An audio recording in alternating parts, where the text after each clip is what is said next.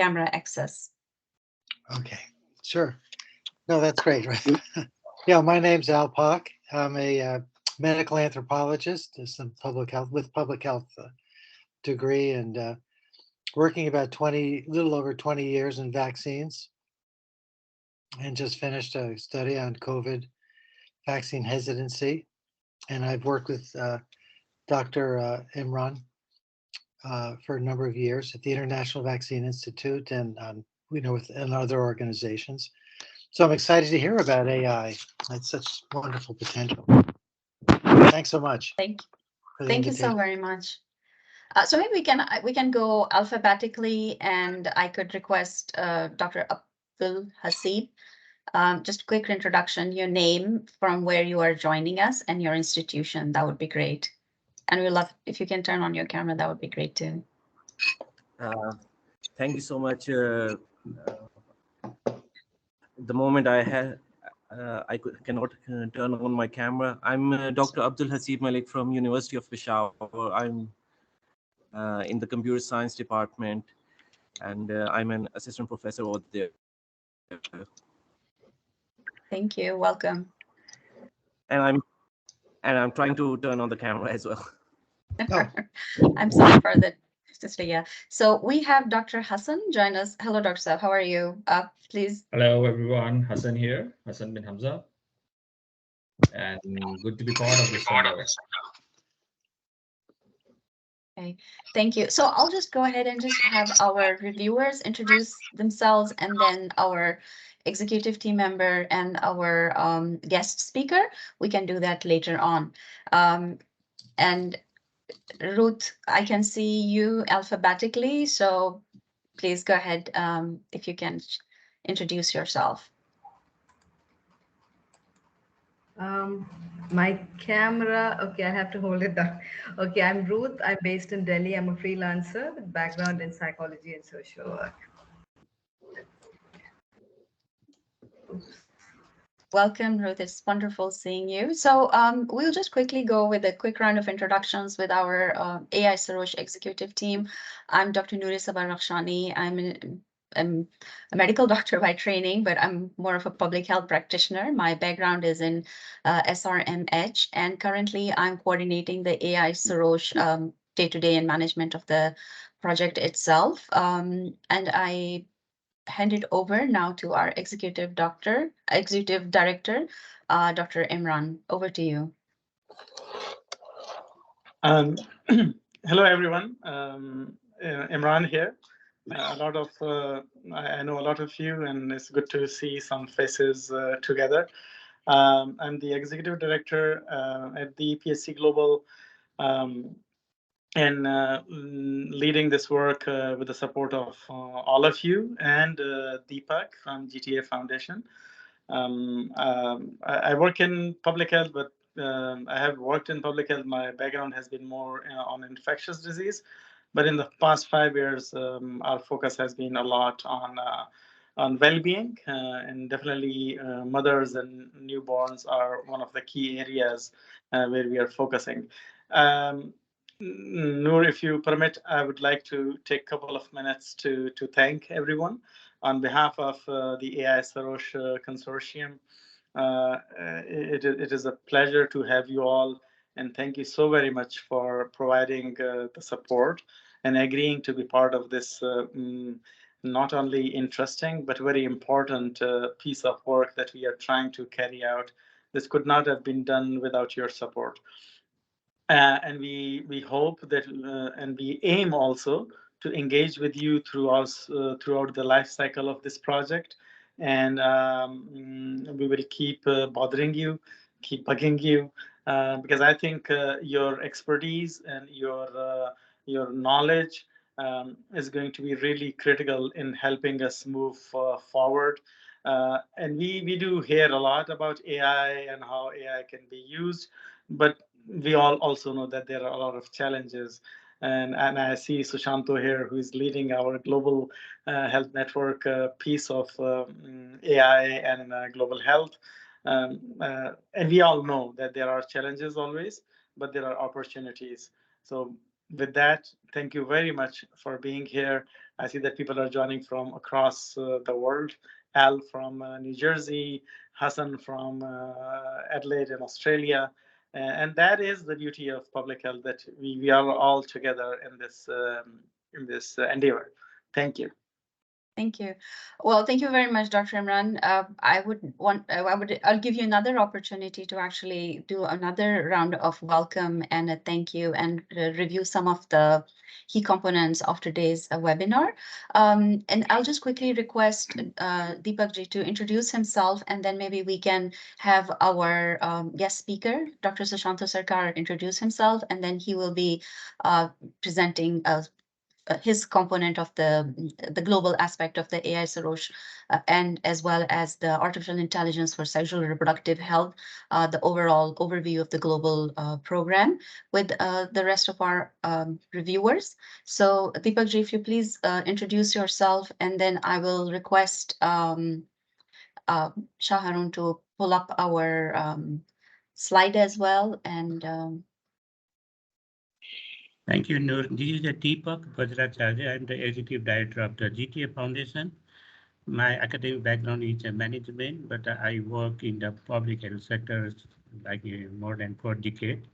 So we work with the Imran, Alpak, all the colleagues, and thanks for everyone who is joining with us in our AI service. Thank you. Thank you. So I'll just request Dr. Sushanta Sarkar to introduce himself, and then Dr. Iftikhar Ahmed would follow. Hi, thanks, Noor. Just a correction, I'm not doctor, I'm just Sushanta. Anyway, my name is... I'm sorry. Well, maybe in making. Maybe in making, yeah, why not? Yeah, PhD, yeah. All right, okay.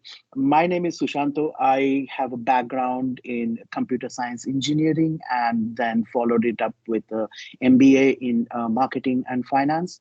I've had around 17 years of professional working experience. I worked for large IT multinational companies like IBM in their artificial intelligence solution in various capacities as a consultant, business development, pre-sales, and project management. Currently, I'm working with the Global Health Network, which is part of the University of Oxford in the United Kingdom, and I'm based in Oxford, UK. And I'm driving this, managing this project as a project coordinator for AI for global health research. And I work pretty closely with Noor and Imran and other members of PHC Global and GTA Nepal, and they are wonderful people to work with. Thank you so much.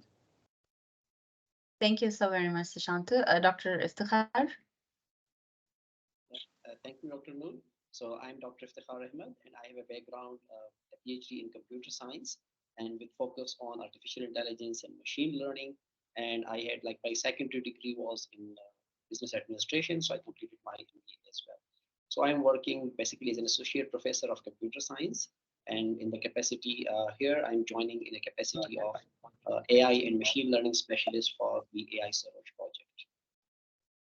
Thank you. Dr. Iftikhar, maybe if you could next time speak closer to your mic, yeah, that would be great. Not now, maybe later when you're presenting. That would be good, great. Yeah, I think the rest of our executive team, we have Karkiji and we have Sushmita joining us from Nepal, and we have Shah Harun and Kamran Saab. I think I don't see him here. Yeah, so Kamran Saab, if you are on this call, please introduce yourself. Or I guess he's not here. Yeah, I think so. Yeah. Okay. So without further ado, Shah Harun, can you please pull up the slides? Thank you so very much. Just as a consent from everyone, we are going to be recording today's webinar. And for this, and the reason is that some our reviewers are joining us, and they belong to different parts of the globe. So not everybody could make it due to their commitment as well as time constraints. We understand that. So what we are going to do is we're going to record it, and the recording of the webinar will be shared with all our reviewers who have agreed to be part of the team. We have about 17 of our reviewers who have committed their time. So with your consent and permission, can we record this webinar and then share it with the rest of the team members? Sure. Thank you so very much. Yeah, of course. Yeah. Yeah, Okay. thank you so very much. Once again, welcome to the AI Sarosh proposal review process.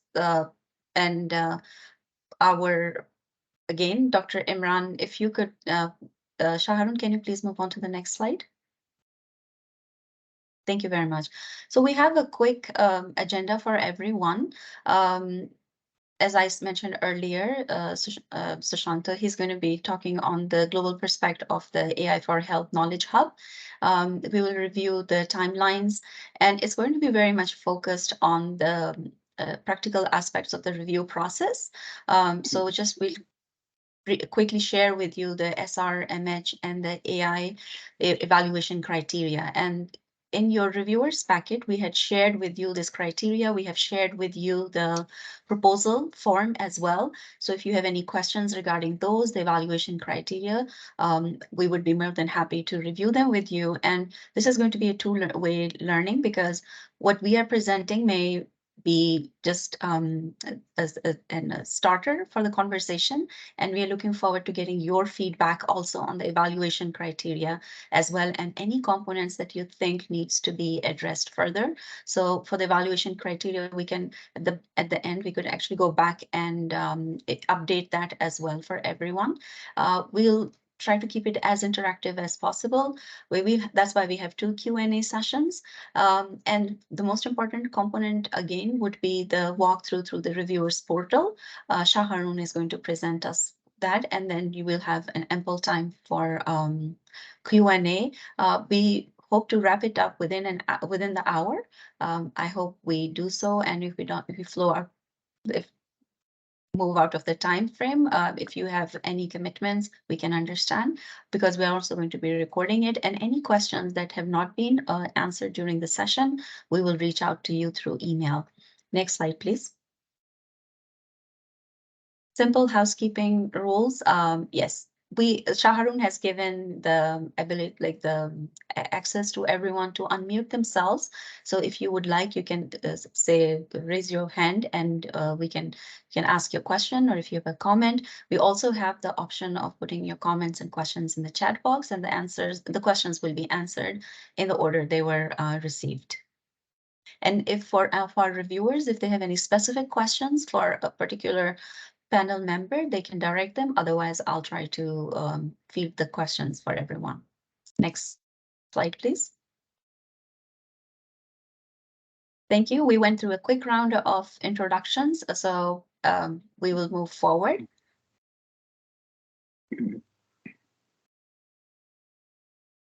Okay. Dr. Imran, he has already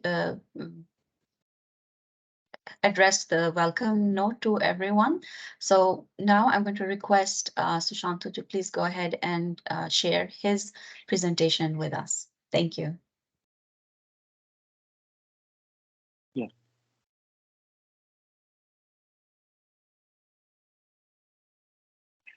Right. So the Global Health Network, I hope everyone can hear me loud and clear. Most certainly. Yes. Thank you. Yes, that's fine. Yeah, perfect. So the Global Health Network is part of the University of Oxford, and it's like an online platform which helps researchers around the world who are working in different healthcare research. And our motive is to find equity in where research actually happens and who benefits. So that is the purpose with which the Global Health Network has been operating for the last decade or so. And yeah, next slide, please. Right. So when we talk about responsible AI, especially in the low and medium income countries, there are certain observations which you might be already aware of, but I'm still, just want to run quickly through it. The AI revolution is being driven, especially with this three application.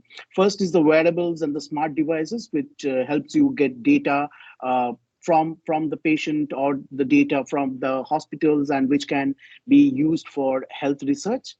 Then we have the computer vision and the natural language processing. Computer vision helps you identifying the scan images, where a lot of images that are scanned previously and stored in the database as data set, the AI engine can actually match that with the patient submitting a recent scan. Natural language processing is nothing but how your Alexa of the world works. So if you interact with the AI system in your natural languages, it understands the language, your diction, your and replies you back in the best possible manner. And then the generative AI and the chatbots, which had been revolutionized by the Chat GPT in recent times, where the patients or the healthcare workers or any stakeholder can actually have conversation with the AI system. The key challenges, obviously, the first and foremost, when we look at the low and medium income countries, are the limited access to data. We do not have much information because, of the absence of the electronic health records, or, the poor infrastructure, or there had been the data which had been not, captured properly. And then technical expertise on AI skill is another area where we all struggle, because AI is pretty, although the name had been floating around since 1950s, but the recent development of the algorithm and the coding and everything is not in that way has been highly global. Then the digital infrastructure. When I talk about digital infrastructure, it's not only the internet connectivity or the absence of smartphones, but it's also, digital infrastructure like the global health network, what we try to provide, like a knowledge hub. And then finally, the ethical concern. Is my AI system is gender neutral, inclusive, and is unbiased? So with these challenges, the solutions are, although it's simple to say, but it's difficult to implement, as we all know.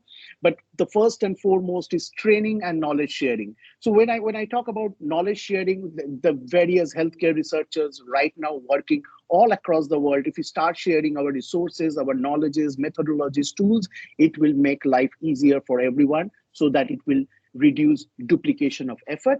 And then training and capacity building, where training requirements are figured out, we provide those e-learnings, or we do knowledge sharing and other training modes.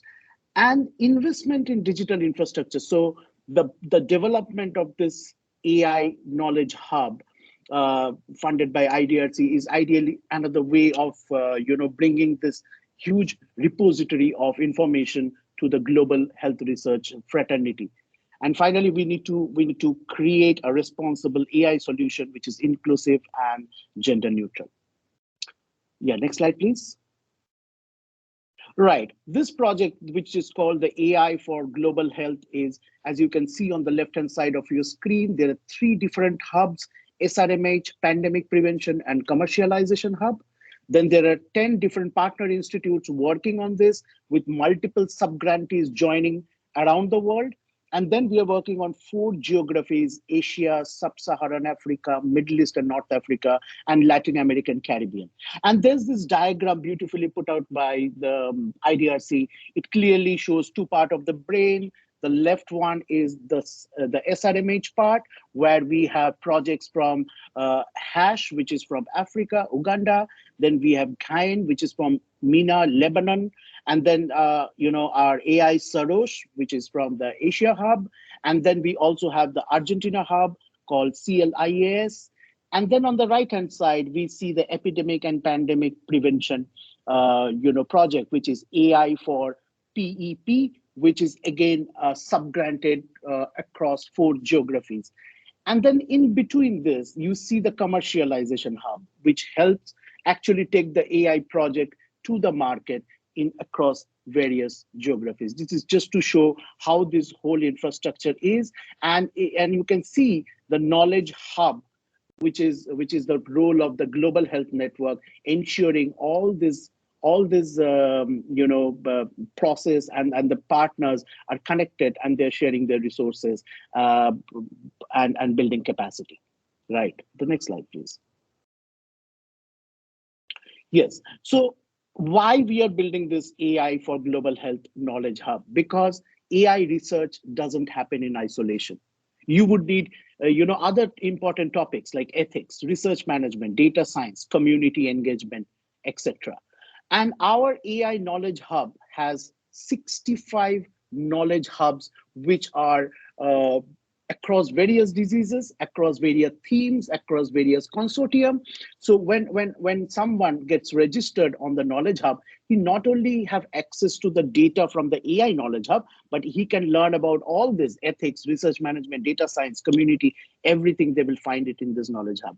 It is basically an area for the partner institutes to work and share document, process, and progress.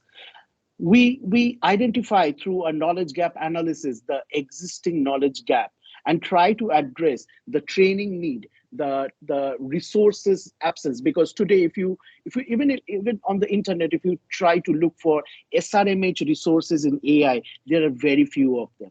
So that's an existing gap where we have to address through this project. And how we do that, we connect the various research organizations, like from PHC Global to IDI Africa. Everyone in this network gets connected, and the programs also interact with each other. So I've got AI for COVID, AI for PEP, and AI for global health. They're all talking and sharing information among each other.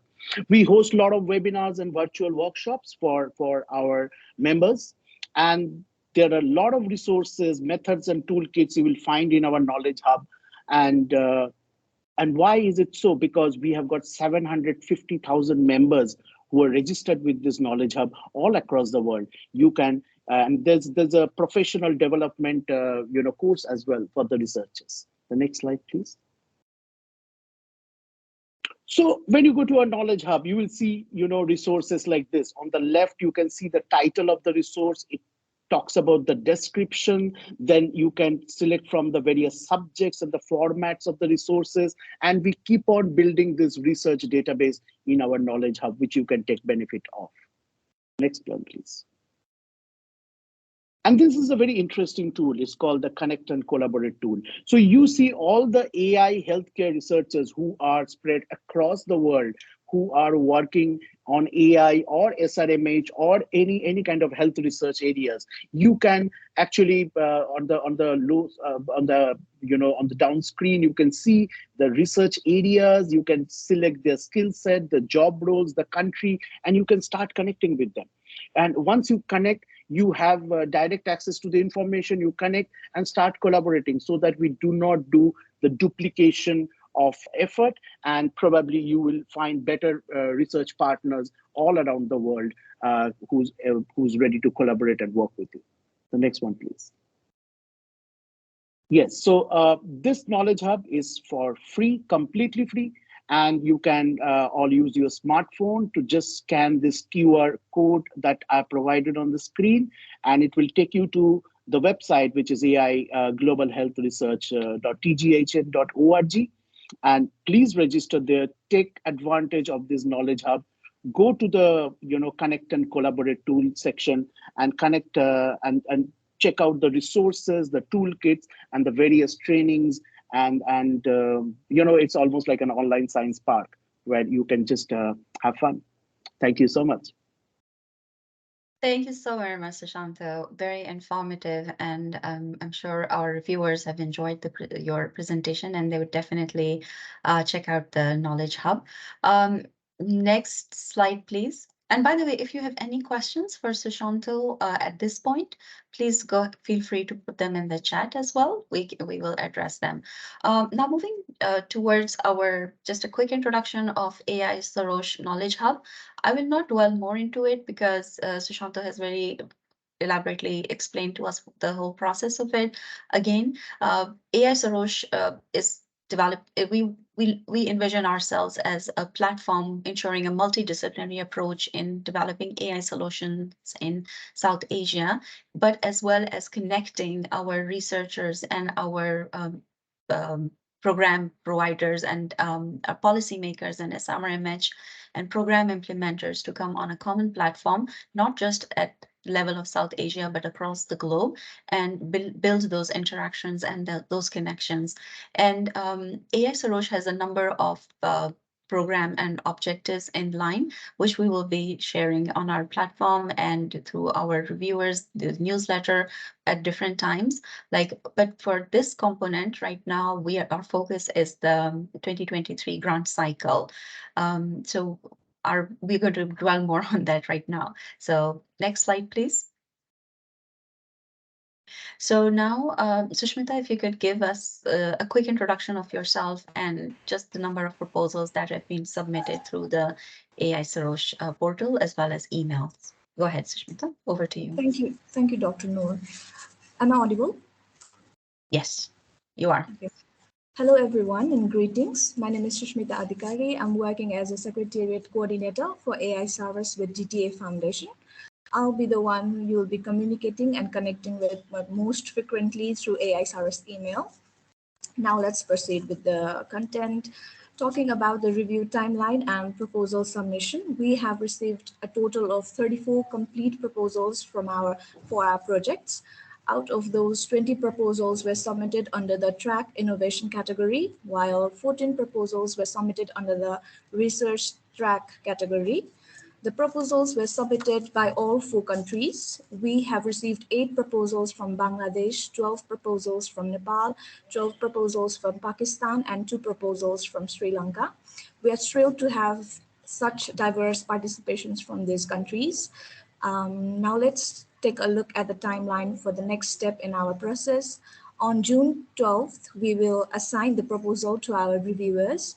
By June 28th, we will follow up with the reviewers through email or phone calls as needed to ensure a smooth review process. If the review process is not completed by July 5th, we will send out a 1-week reminder email to the reviewers. Additionally, on July 10th, we will send a 2-day reminder email to ensure timely completion of the review process. The final submission deadline for the proposal is July 12th. Following this, on July 27th, we will announce the finalist of our project. We are excited to bring together the talent team for the co-creation workshop in September 2023. The exact date and venue for the workshop will be decided and communicated in the due course. Thank you all. Thank you so very much, Sushmita. Yes, we are giving a heads up to everyone. We are going to be flooding your inboxes with those reminder emails from Sushmita. Please excuse our flood of emails, but these are going to be mostly auto-generated. And what we are trying to do is here try to automate the entire process. Of course, the reviewing, the grading, everything is very much human-centered. We are not relying on artificial intelligence to do that. It will be done by human intelligence. But we do have systems in place where the reviewers will, once they complete a review process of a proposal, once they submit it, it will be updated in the database. And for a proposal that they have not submitted complete, up to the particular date, that those emails will be generated and they will be sent reminder emails.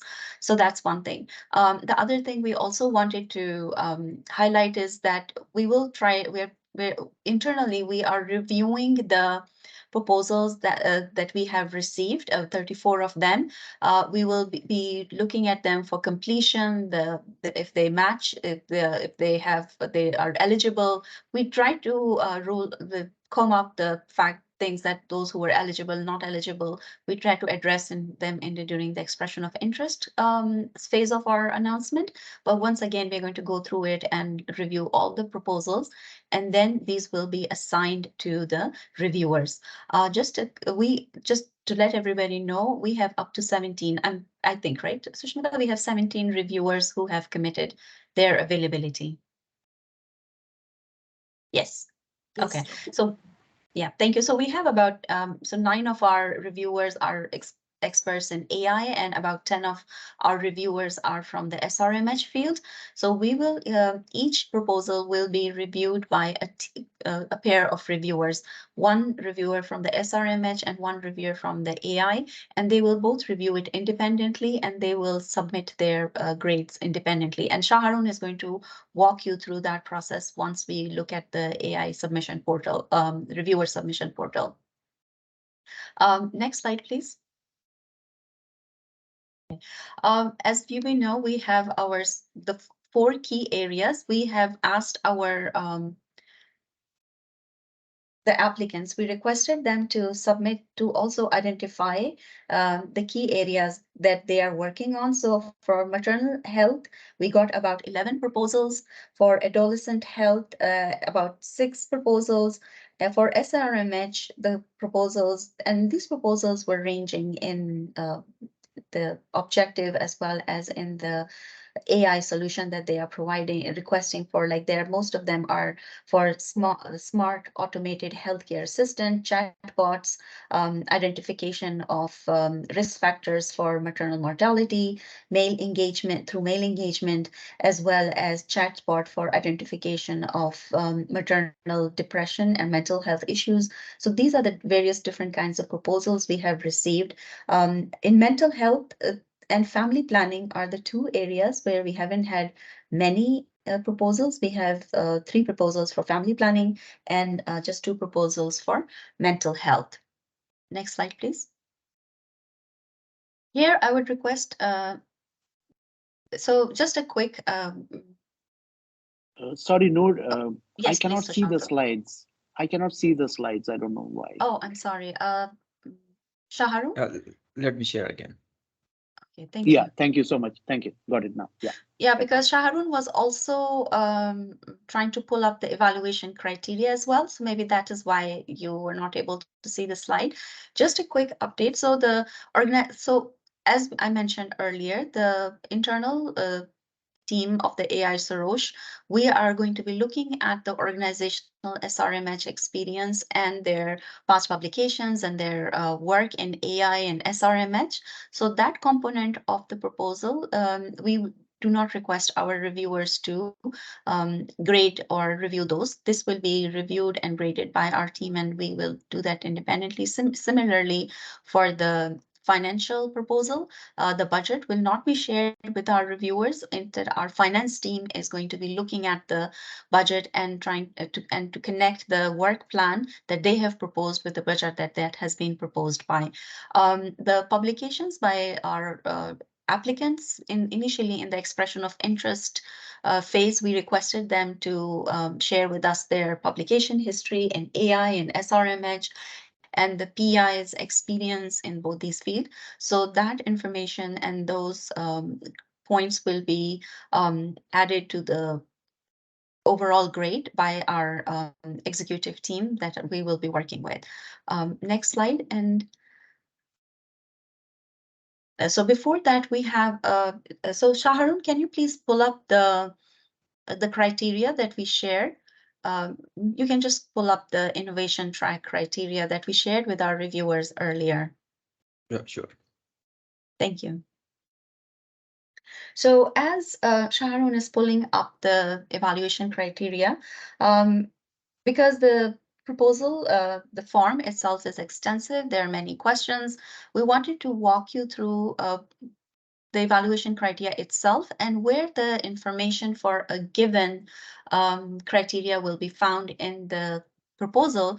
Just wanted to share that with you.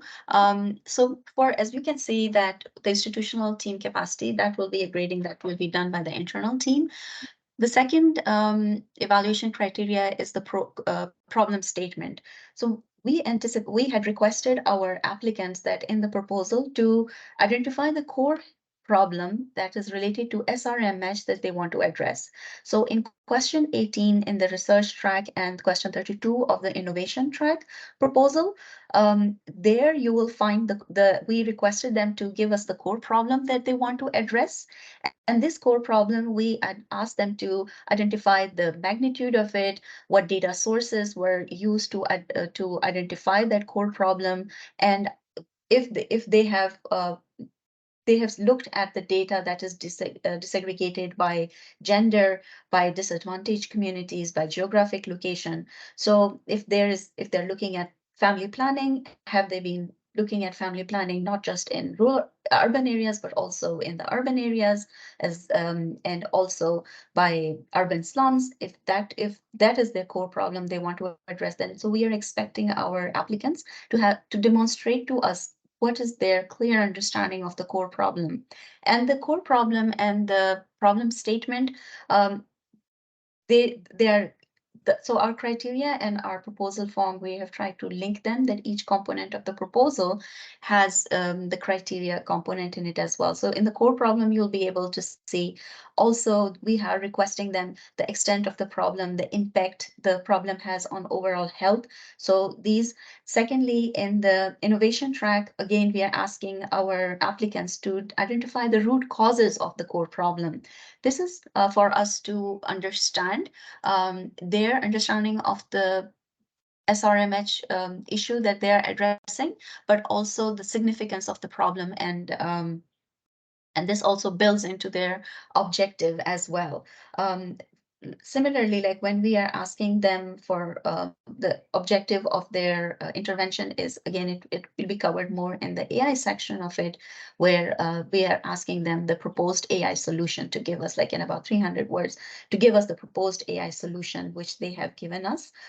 We are also asking them to provide us an overview of the existing solutions that have been adopted for the given core problem. All of it will feed into the fact that they're understanding the problem statement, the problem significance, and the objectives of it. So and then the feasibility, again, we are also asking them to provide us with a theory of change.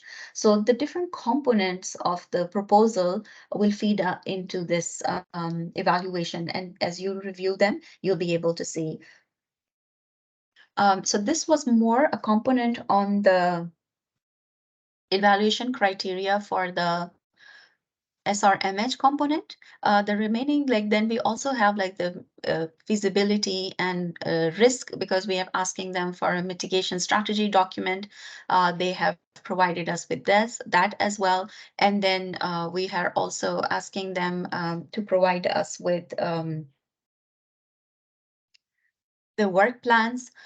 So the work plan, it will be shared with the reviewers, but mostly the work plan will be seen that the proposed objective, what they are trying to achieve through creating a solution, is the work plan aligned with that as well. So these are the sections of the proposal that you will be looking at when you are evaluating the proposals.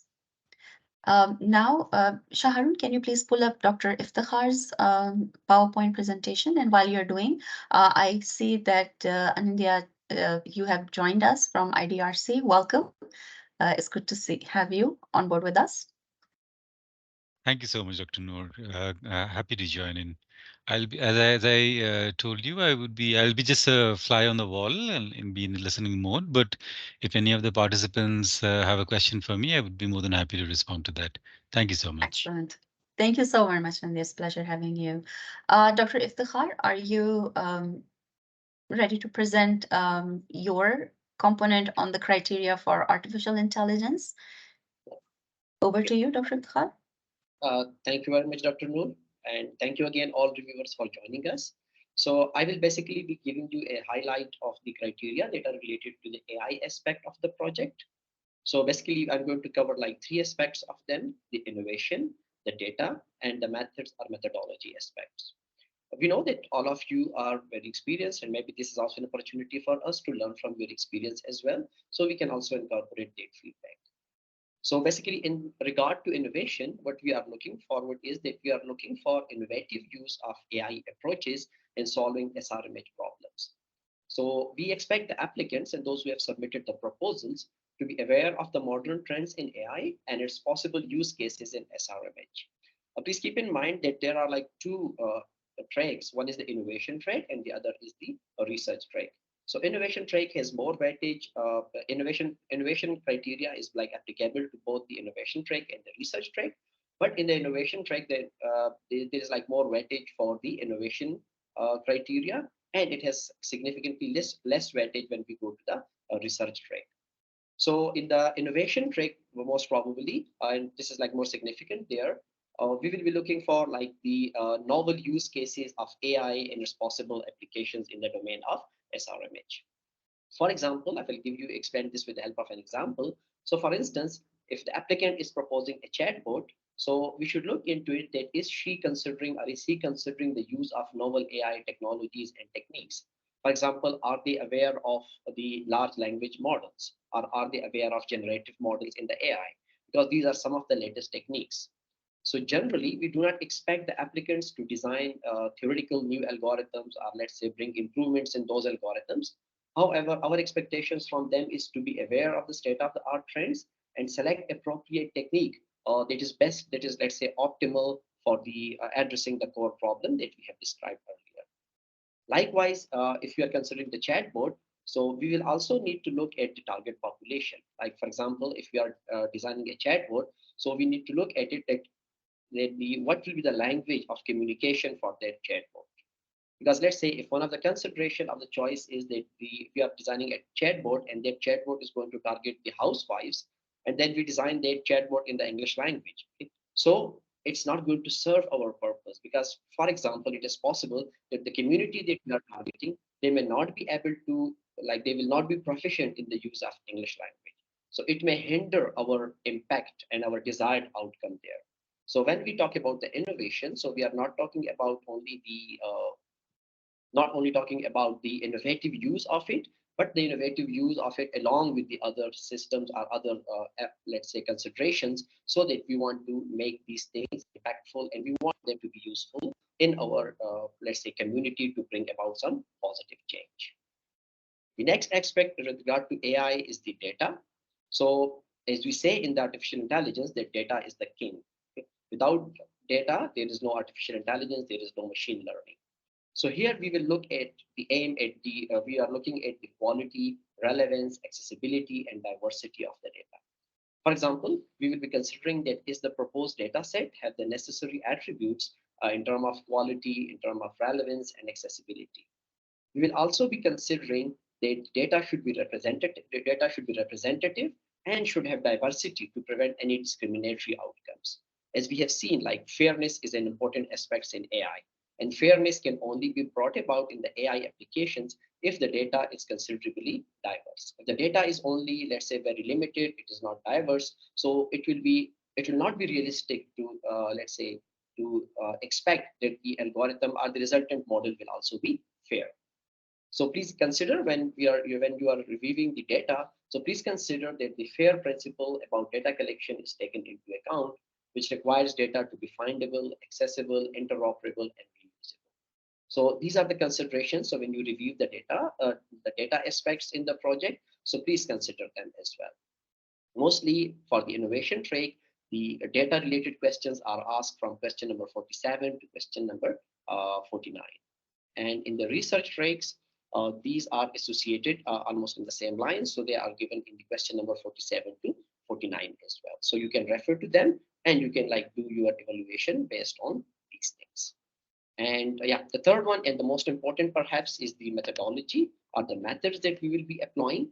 So in the methodology, we are interested to see that if the proposal is demonstrating sufficient understanding and application of AI methodology. So AI methodology or the machine learning methodology is basically, it's almost a standard set of processes and techniques that is generally applied. So for instance, if the proposal is, let's say, is about identifying the core causes that can influence the health of newborn babies. So does the proposed methodology include all the required steps to identify the core causes? And is it in line with the problem statement as well? So if the proposed methodology is clearly in line with the core objective, then it's well and good. If it is not, then you might, as a reviewer, highlight these problems in the comment sections as well. So basically, we are interested to know from your expertise if the proposal will be able to achieve the results using the standard methodology. So there may be like sometimes there will be minor corrections required, but then it's always like most probably it's always the case.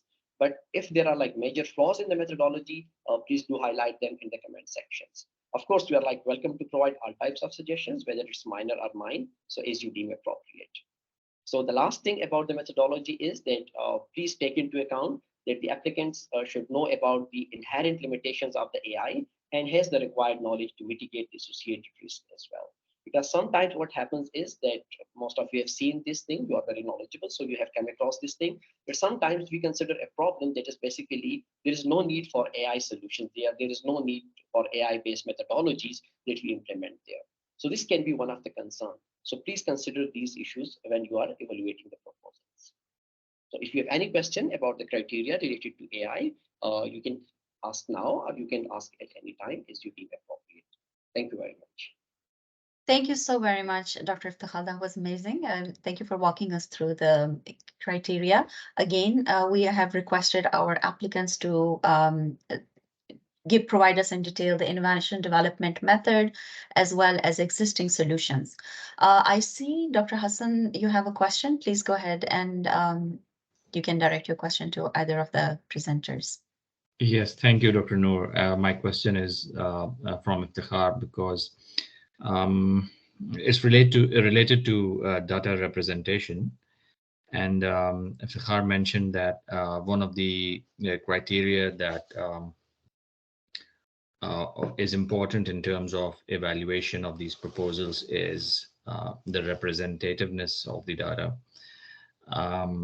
Because I do not know the scope of the proposals that have been invited, so it may be a little bit a basic question, but if you could just expand on what do you understand or what do you want us to understand from data representativeness, because as an epidemiologist, I would consider that to be population-based data across different strata, be they gender, socioeconomic, etc. Is it the same thing that you're alluding to here, or in terms of AI, it is something else? Thank you. Thank you very much, Dr. Hassan. Before Dr. Iftikhar, if I may. So Dr. Hassan, what we are trying to do here, again, as I mentioned, we have the SRMH experts within epidemiology, with like yourself, with the extensive background in epidemiology and maternal and child health. You have more than 25 years of experience in that, and we are going to be tapping on that. But of course, now we have our SRMH experts also who are well-versed in AI and methodologies as well. So you will have both the SRMH expert review it as well as the AI experts review it as well. So you will give your points, but you should know that also that the AI expert is going to be giving their points as well. And then you both will be evaluating it independently of each other. That's one. For your specific question, Dr. Iftikhar, please go ahead and respond to Dr. Hassan's question. Thank you. Thank you very much. And Dr. Hassan, yeah, it's a very good question. I was expecting it to be. Yeah, so basically when we design the machine learning models, right, so they are solely dependent on the data. So for example, if our whole population is considered from the age of 18 to 60 years, right, then generally we would like whenever we collect data about them, so we should be able to collect data about all the groups. Like sometimes if we only collect data from 18 to 30 years of age, and then we skip 30 to 40 and we go 40 to beyond 60, right? So we are missing some strata or we are missing some groups that are also part of our population. So representativeness in terms of this age factor means that we should be able to collect, or we should collect data from all age groups. Similarly, if we have, let's say we are conducting an experiment and an experiment is about like various genders. And if we only collect data about one particular gender and we do not include others, so it means this is not representative of the total populations. So basically the idea about representativeness here is that whatever factors we consider, whatever data we consider, it should, let's say, represent all the possible classes that are there are all the possible population samples. Thank for you. instance, just one more explanation that let's say this is one of the problem like when we talk about fairness in AI. So for example, like whenever we design an AI-based systems, let's take the example of that when we design this AI-based system that is able to recognize faces. Right? And when we train these models, so we take some data, we collect some data.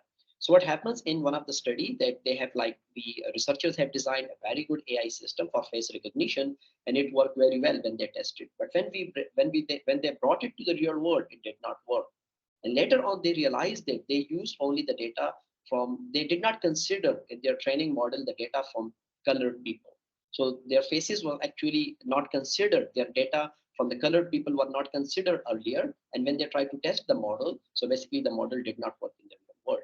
So that's why representativeness of all the society, let's say all the representative is important for AI models. Thank you. Thank you so very much, Dr. Iftikhar. Anindya, yes, please go ahead. Yes, this is actually a more of a question to Dr. Ahmed, maybe. I think this is a very good question, and the reason why I think it's a very good question because from a slightly different perspective. I am very familiar with medical data and very familiar with kind of machine learning data as well. And one of the things which oftentimes I think one of the reasons why both sides often fail to meet is that some medical data, if you look at medical trials and something, oftentimes are well, large samples in medical trials would be considered, well, they would not even be considered small in kind of machine learning or even kind of economic or pharmaceutical research. So Dr. Ahmed, and for example, just a few months ago, I was actually looking at one machine learning in a medical setting kind of research, where basically there were maybe a couple of 100 data points, which is laughable. So this problem, I suspect, is not that uncommon, but oftentimes not recognized. And this is a question to Dr. Ahmed. What do you think is the solution? Because obviously it cannot be representative if it's not large enough, quote unquote large enough, right? So how do you deal with this problem in real world situations, medical situations? Thank you so very much, Anindya. Yes, Dr. Iftikhar, please go ahead. So exactly, like this is data collection is one of the main problem or hurdle that we face in the machine learning and AI problems or in AI solutions. So there can be like multiple solutions to that, for example, but it really based on the phenomena as well. So for example, if sometimes you do not have enough data, so let's say like in one of our project, we did not have enough images of a certain species. So what we do, there is a process of data augmentation. In which what we do, we take some pictures, like let's say we have taken 200 pictures of a species. So we apply the process of data augmentation to create new images from that data, which are, let's say, somehow matches the original ones. So if we have, let's say, X-rays, so we can apply the process of data augmentation. For example, if we have some time series data, let's for example, the stock exchange data. So there are different techniques in the economics and in the finance they can use. For example, the bootstrapping technique, and they can enhance the quantity of that data. But one of the challenge there will be that sometimes selecting the appropriate technique for data augmentation can be really tricky, and it can lead to quality of lower data of lower quality. So then these things should be considered that an appropriate technique for data augmentation is used, and it can lead to like increased data for AI and machine learning models. Thank you so much. Thank you so very much, Dr. Iftikhar. Just, I don't want to be giving away the type of proposals we have received, but some of the proposals that we received are very interesting, where we have time series data for about like 300,000 women on their nutritional status and their maternal and child health outcomes for those women. These cohort studies, they're being conducted in different countries, like in Bangladesh. So some of our proposals do have very strong data sets, which are inclusive and representative as well. Are there other questions?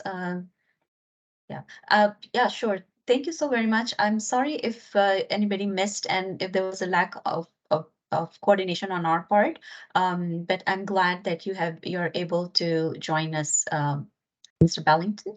But yes, to assure you that what we have is we are recording the presentation.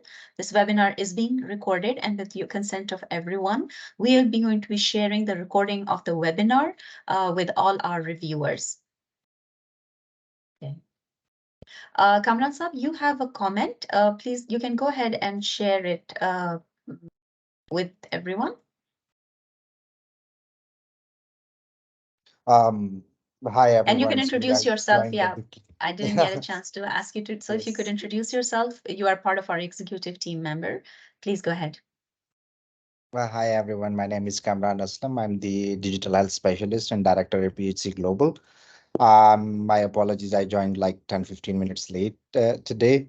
Okay, so referring to the question raised by Dr. Hassan, I just wanted to make a comment that in terms of geography, I believe the solution or the data representation needs to be focused on one of the 4 countries, that's Sri Lanka, Bangladesh, Nepal, and Pakistan. So that's the comment that I wanted to make. And since I was not sure, so I asked Dr. Noor to please confirm that as well. Thank you. Thank you so very much. Yes. We are encouraging to the maximum possible because data is the major issue that our teams are facing. But we are, that's why we have specifically asked for the availability of data. And so far we have had the proposals that have been submitted. They do have access to rich sources of data that are not, if not the entire data set, but part of the data set is collected from at least one of these focus countries that we are addressing. If there are other questions regarding the evaluation criteria, otherwise we can now give the stage to Shaharun, who's going to walk us through the review process reviewers portal, and over to you, Shaharun. Thank you, Dr. Noor. Let me share my screen.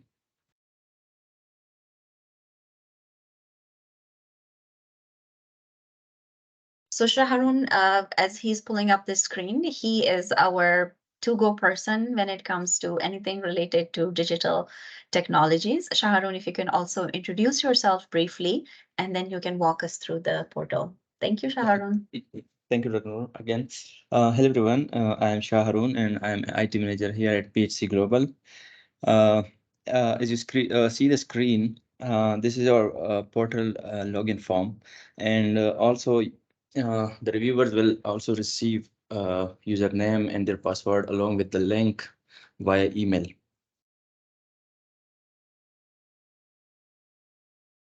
So I'm going through a demo account.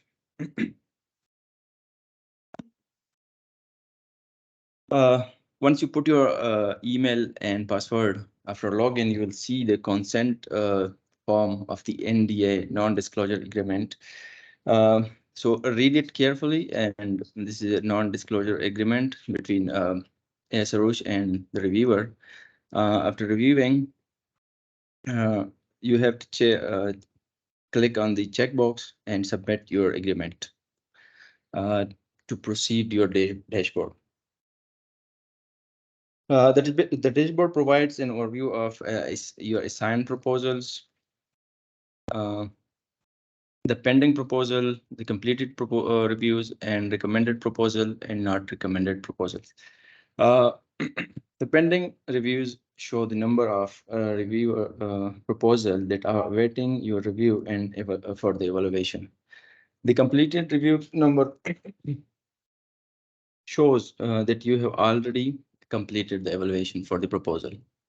And the recommended proposal show the number of proposal that you have recommended after evaluation. And same case for the not recommended, that shows the number of not recommended after the evaluation. In the sidebar, you have 2 options, pending proposal and completed proposals. In the pending proposal, you will see the list of proposals that assigned to you for the review. You will see the title of the proposal, the PI name, and email, organization, and country. And also you will you have the button view detail of the proposal. When you click the button with the proposal, you will prompt the conflict of interest for each proposal for the first time. Again, read it carefully and provide your agreement. This is the conflict of interest declaration form. Yeah. After submitting the conflict of interest form, you will see the proposal detail. Again, the proposal title, the thematic area, the PI name, and the organization details, and the submission track as well. In the document section, you will have the access to the documents where you can download either one by one or all into one zip file after the PI name. Let me download it one. So you will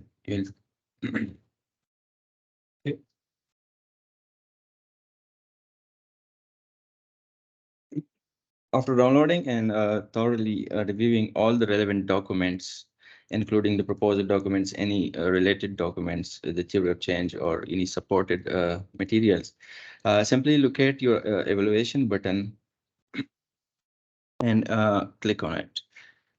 When you click on this button, you will see the form of the review form, which earlier Dr. Noor already shared via Excel in the Excel format. So we have two evaluation criterion form. One is for innovation and another is one for research. If the submission track is innovation, so you'll see the innovation form. The same case for the research. In the form, we have, again, we have the proposal title and the reviewer name and the reviewer address. Also, in the form, we have criteria, sub-criteria, and explanation, awarded points, weight, weighted score, and comments. So what the reviewers will do, only provide the numbers between 0 and 10 in the awarded point section. We already, if the value is less than 0, the error option will be pop up, or more than 10, same case for. And the weighted score is predefined.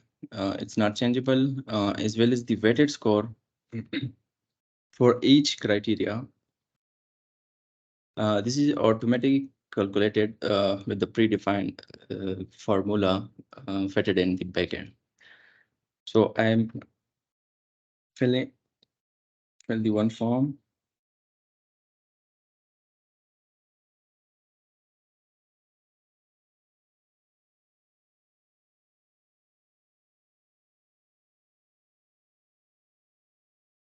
Once you fill all the scores, you will see the grade obtained weighted score, which is again also calculated automatically from the backend. And also you have the comment section.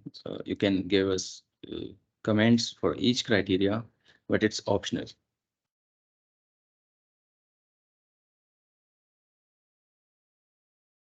Once you fill all the form and come to a recommendation, either this proposal is recommended or not, simply just click on one. And also you can provide us comments, recommendation for the proposal. And again, it's optional, not required.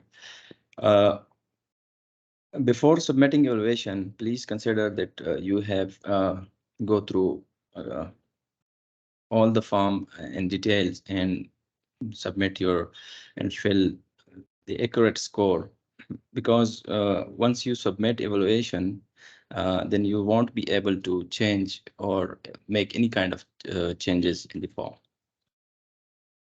Once you submit the evaluation form, so the pending form will move to completed proposals. And here you can see your completed proposals.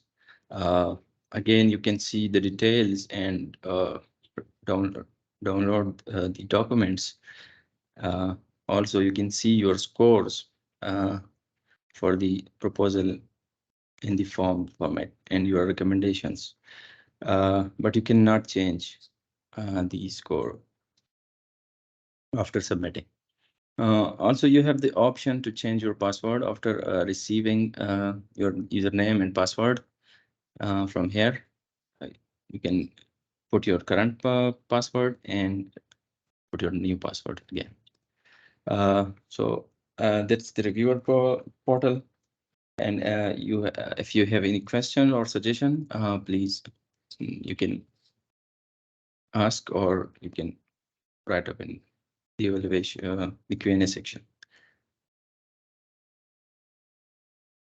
Dr. Noor? Okay. Thank you so very much, Shaharun. I think Shaharun should stay on the line and keep the portal running, because I'm sure we will have a lot of questions. So I've already have 2 questions.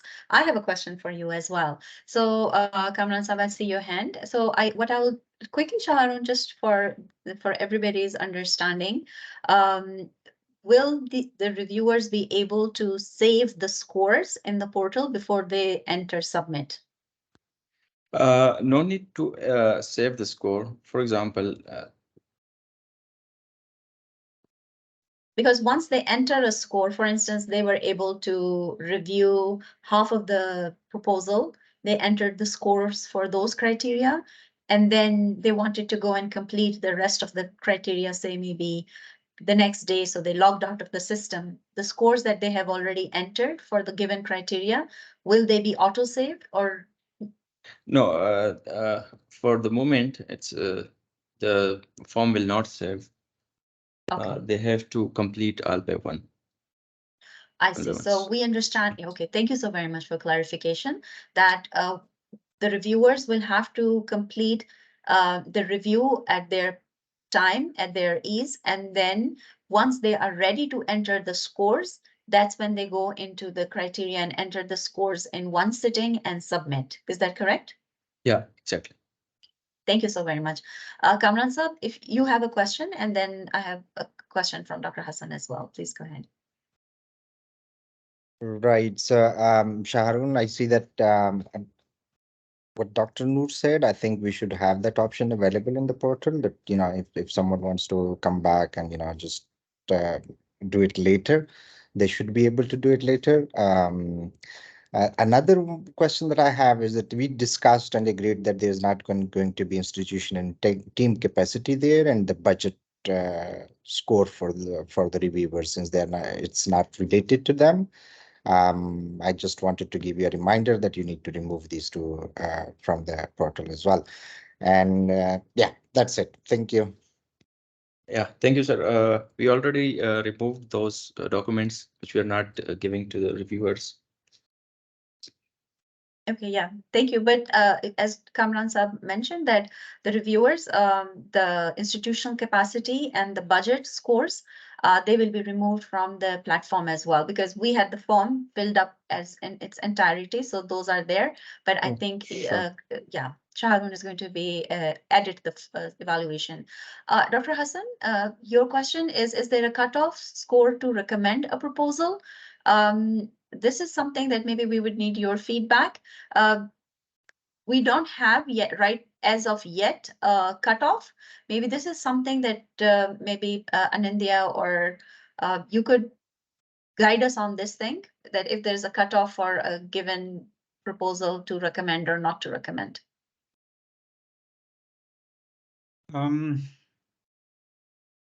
Well, I think we should be a little bit pragmatic on this matter. For IDRC, we really don't have anything like a black and white something.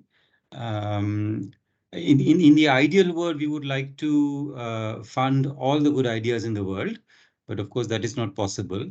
On the flip side, if we are very stringent, then we might end up with nothing. So objectively, I think we should strike a balance, try to strike a balance. Of course, I'm not saying that if an idea is really terrible, then you should still go ahead and include it, just because maybe there's not a better idea available floating around, whatever. But from my perspective, I would actually trust the judgment of the reviewers who are experts in their field to make a judgment call on whether an idea is worth supporting or not.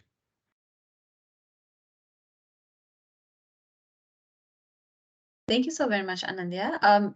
Yes, so right now, Dr. Hassan, your expertise speak for themselves and like thinking about such an important component, because overall the plan is that once we have the scores for all of them, and this is something we discussed internally with Anandya as well, is that we're going to look at the scores individually again and not base the final selection just on scores, but overall the comments and then the added points like the budget, the team composition, and those issues as well. And though we are not going to be required to ensure that every country gets from representation in the grants, but we also will try our level best that applicants from each of the 4 countries, they do have a grant. And also regarding the thematic areas for the SRMH, we want to ensure that the solutions, they cover the range of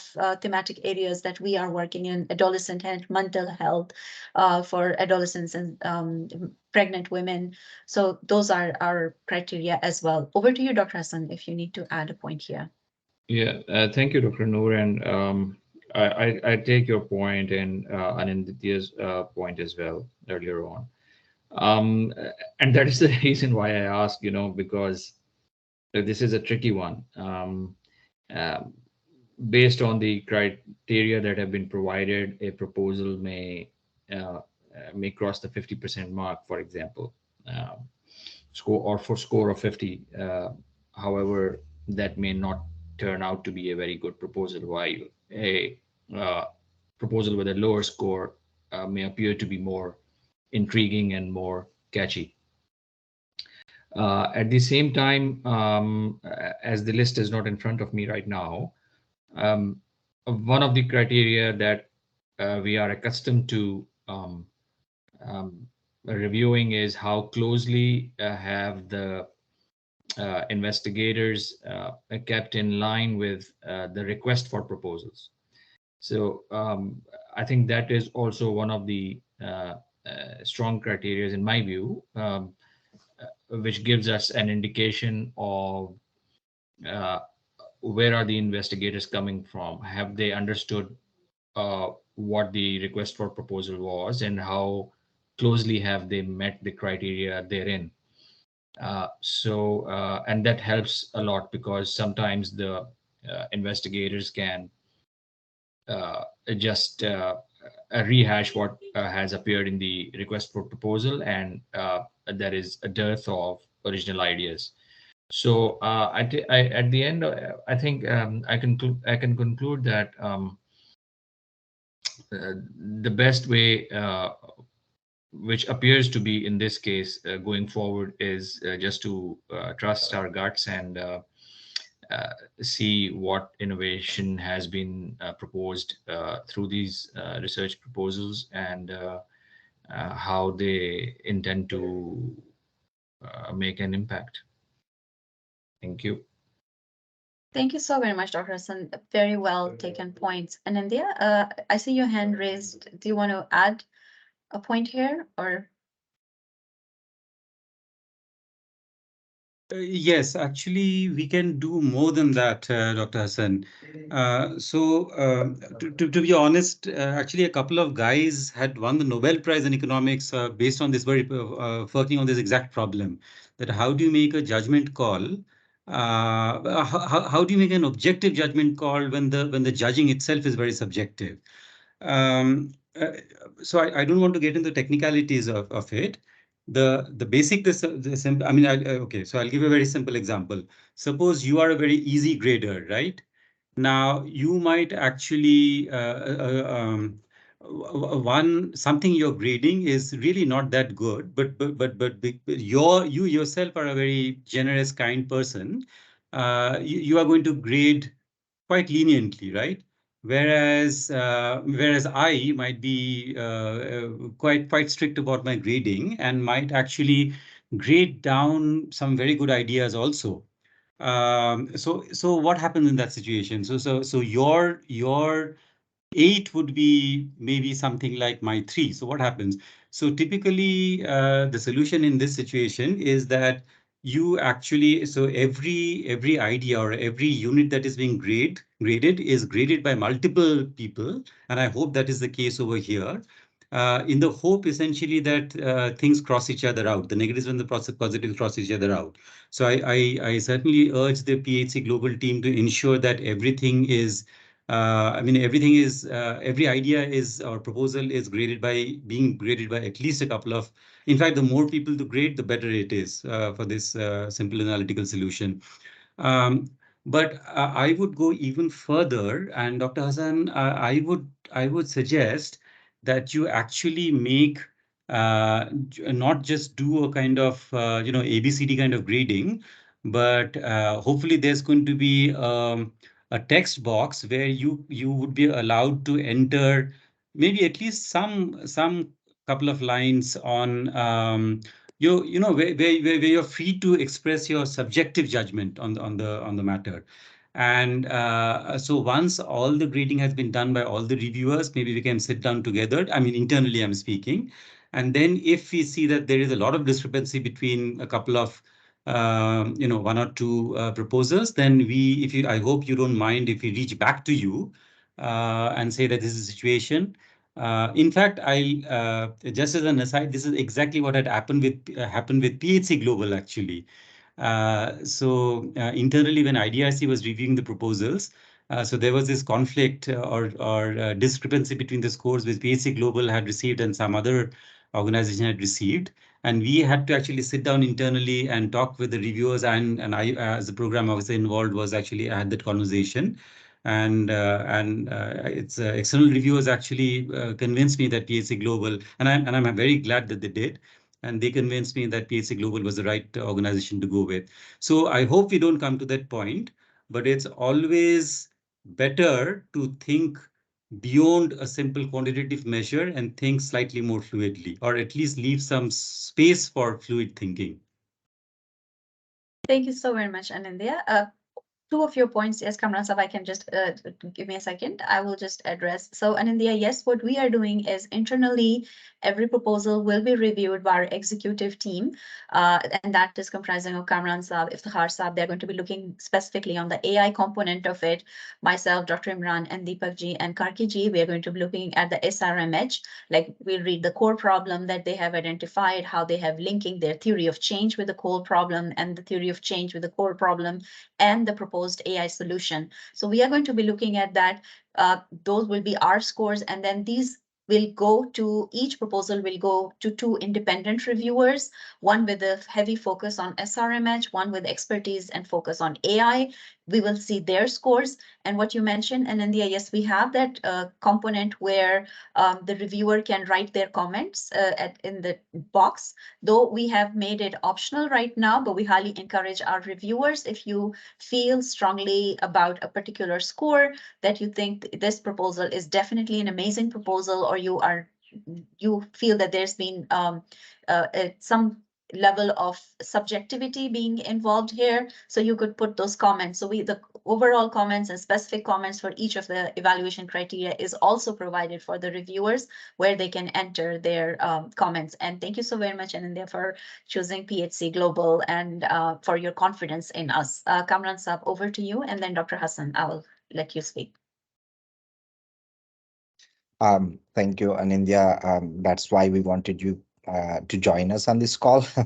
I just wanted to stress the point of using our, the comment section more. My request is to the reviewers, because since the project is about AI and health, so some of the applicants have more strength on the AI part, but not the health component, and some may have strength on the health side and not AI, and we may end up trying to support or trying to cover for the gap for each proposal. So it would be nice. I just wanted to reinforce the point of using comment section as much as you guys can. This will really help us out a lot. So it's not just the scoring, but please do make use of the comment section. Thank you so very much, Kamran Saab, for your input. Are there any other questions that any of our reviewers would like to address, or Kamran Saab or Anindya, Sushanto, if you feel at this point something regarding the review process, because you have seen this process. So if you have any points that you feel regarding the evaluation process, Sushanto, yourself, Anindya, please do give those comments. And if you want, Shaharun can pull up the evaluation criteria for everyone to have a look at as well. Thank you. Please, Anindya, go ahead. Thank you so much, Dr. Noor. From my side, all I want to say is that I'm very happy about the process from my side, and I want to convey the appreciation of IDRC. If any of the participants on this call have any questions regarding the role of IDRC, or any generic question which I might be able to respond to, I would be more than happy to. But apart from that, thank you so much, everyone who's on the call, for agreeing to be a part of the process.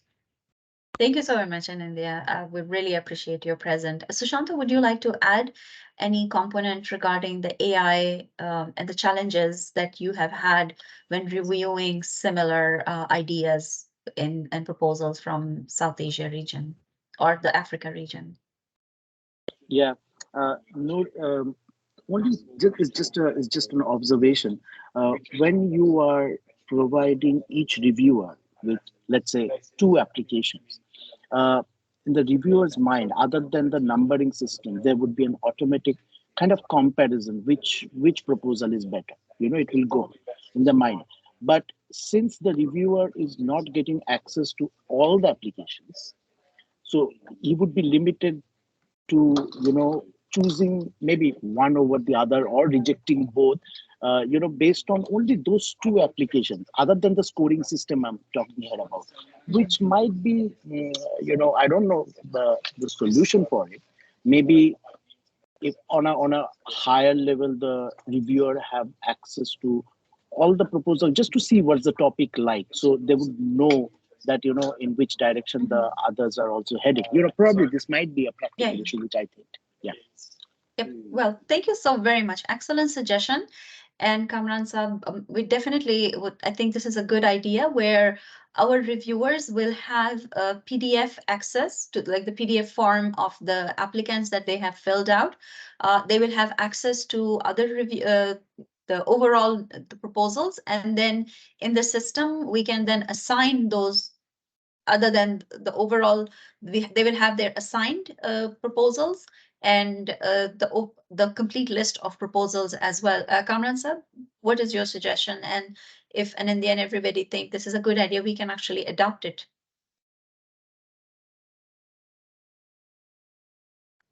I agree with all the points. Yeah, I mean, we will adopt this suggestion as well, but that's why we kept the decision with us. So we will try to look at all the aspects that were mentioned by Sushanto and Anindya. Yeah, we just didn't want to burden our reviewers with a bulk of 34 proposals to be read.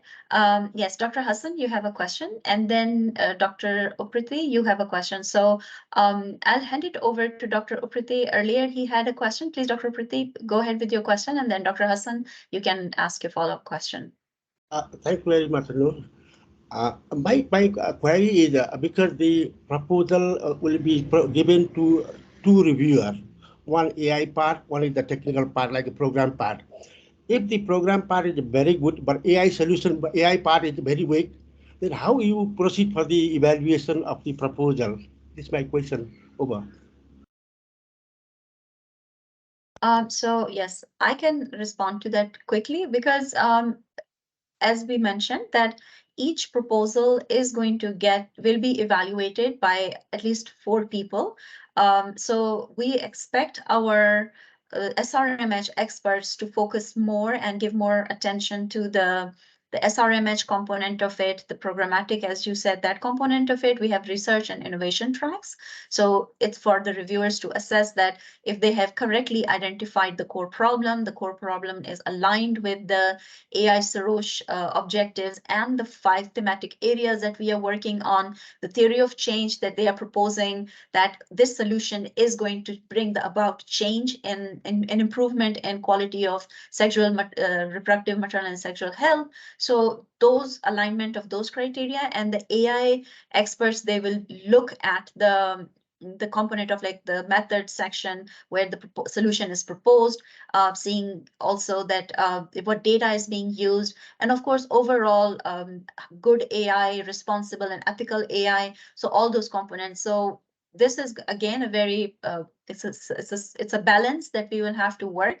So the AI experts will be there, but all reviewers review are weighted equally. We do not say that the SRMH would have more weightage over the AI expert. No, everybody's points are equally weighted equally. So this is something. But if we come across a barrier at this point, our team and India and everybody is there for our reviewers. You can ask us questions at any time. I hope I've able to respond to your query, and I can move to the next question by Dr. Hassan. But Anindya, I see your hand raised. Dr. Hassan, if you don't mind, I can ask Anindya to pitch in, and then we will move to Dr. Hassan.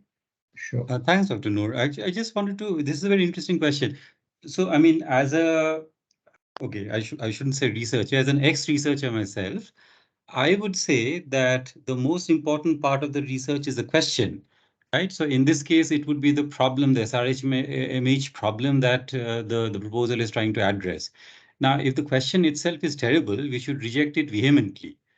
Now, if the question is very good and worthy of support, and maybe the methodological part is not robust enough, maybe that can be supplemented with external help. We will have AI experts to provide help to the researchers. The teams can learn from each other. Hopefully, there are solutions. There are the technical solutions to kind of technical problems. But if the question itself is really bad, then no amount of methodological massaging can make it into a good piece of research.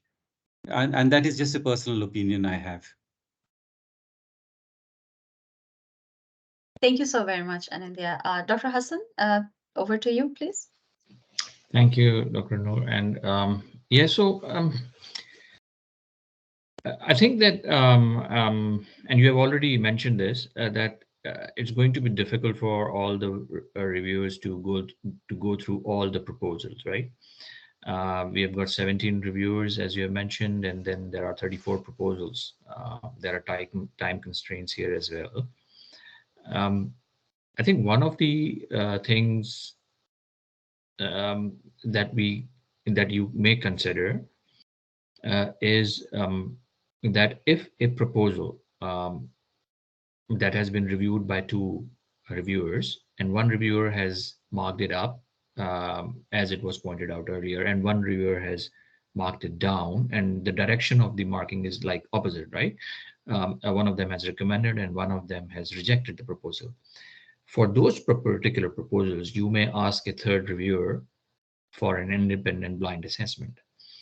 Other than that, I think for this particular group of proposals, I think this is one of the best suggestions that I can come up with to cater to any discrepancy in the ratings by different reviewers. So this is only what I can add. Thank you so very much, Dr. Hassan. Yeah, on our part, we are trying to reduce bias and discrimination. So reviewers from a country, most likely they will not receive a proposal from their host, like their country of origin. We are trying our level best to do that, but our AI specialists are mostly from Pakistan. So it's going to be a challenge how we are going to address that. Your point is very well taken. Yes, that's why, and India and our team, we had our discussion just yesterday about it, that once all the scores are going to be in, we are not just going to be relying on the total score, but we will review each of the reviewers' comments, their scores, and then come onto a mutual discussion. So, and definitely, if there is a tie between two very good proposals, but one of the reviewer has rejected it, the other has accepted it, we can always go to a third party or a third reviewer, an independent reviewer again. And your suggestion very well taken, that if there's a major discrepancy in the scoring of the same proposal by the two experts, then we definitely will have somebody else look into it. So each proposal will be vetted by the internal review, the independent reviewers like yourself, and then if needed, by an additional set of eyes looking at it. Thank you so very much, Dr. Hassan. Are there any specific questions or comments that we would like to make? Because I know we are almost 30 minutes above the hour. And if there are none, we can thank our participants who have joined us. And with this, we can, Shaharun, if you don't mind, can you please pull up the final slide, please? And if you have any questions, Shaharun and Kamran Saab are there all the time to walk you through the portal. And if you have issues with the system, please feel free to write to us. Thank you. And the last slide, please. Shaharun, just a quick overview to everyone. Yes, we're going to share the recording. Any questions? We did not miss any questions, but if there are any questions, please feel free to write to us. So we request of you your time commitment. We intend to provide the assigned proposals by June 12th. And then by July 14th, we request you to submit the review. And we have about 34 proposals. So with a set of, if we even have a set of 10 reviewers, like 10 teams, so each team will get about roughly about 3 proposals to review. We will, once the review is being submitted by July 14th, we will internally review then and go through the whole process. That's why you can see an additional whole, more like almost 2 weeks in between the final process, the review process completed by the reviewers, the final scores by the independent reviewers, and the announcements. So we will take the time over those 2 weeks.